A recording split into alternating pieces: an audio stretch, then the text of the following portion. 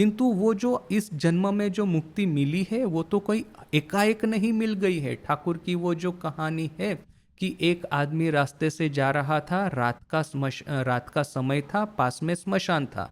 उसने स्मशान में देखा कि और एक तांत्रिक साधक है, उसने शब साधना करने के लिए सब जुगाड़ करके रखा है, शब भी लेटा हुआ है और उसके ऊपर में वो आसित होकर के जप करने का प्रारंभ करने ही वाला है।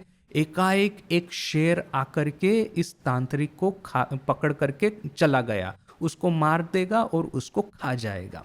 तो अभी यह जो रास्ते में चल रहा था, उस आदमी ने सोचा कि देखो सब कुछ तो तैयार है, शब भी तैयार है, उपकरण भी पूजा के तैयार है, तो फिर मैं जाकर के बैठ के जप करना शुरू कर देता हूँ। बोल करके वो वहां पे शब के ऊपर में बैठा और जैसा जप करने का प्रारंभ किया ही था कि माँ जगदम्बा ने आकर के प्रकट होकर के दर्शन दिया और आशीर्वाद दिया, कहा कि बेटा तुमको जो चाहिए वो मांग लो। तो सबसे पहले तो ये आदमी प्रश्न करता है कि माँ मैंने तो कुछ किया नहीं है, बने बनाए सब पूजा उपकरण का मैं इस्तेमाल करके पूजा कर रहा हूँ, तो तुमने आकर के फटाक करके मुझे दर्शन दे दिया। और वो जो तांत्रिक साधक बेचारा जिसने कि इतने सालों तक ये सब सोचा होगा, चिंतन किया होगा, फिर ये पूजा उपकरण का जुगाड़ किया होगा, उसको वाघा करके खा के चला गया।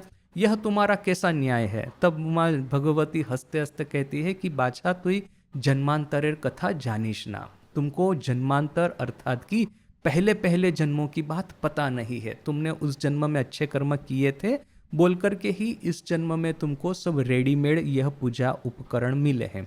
तो यह है हमारे हिंदू धर्म का कि जन्म जन्मांतर तक आपको शुभ कर्म करते जाने हैं, तब कहीं जाकर के आखिर में एक ऐसा जन्म आएगा जो कि आपका आखिरी जन्म होगा। बचपन से ही आपके भीतर में दिव्य गुणावली, दिव्य गुणराजी प्रकट होना शुरू होगा और उसी जन्म में आप ईश्वर प्राप्ति या तो आत्म साक्षात्कार करेंगे।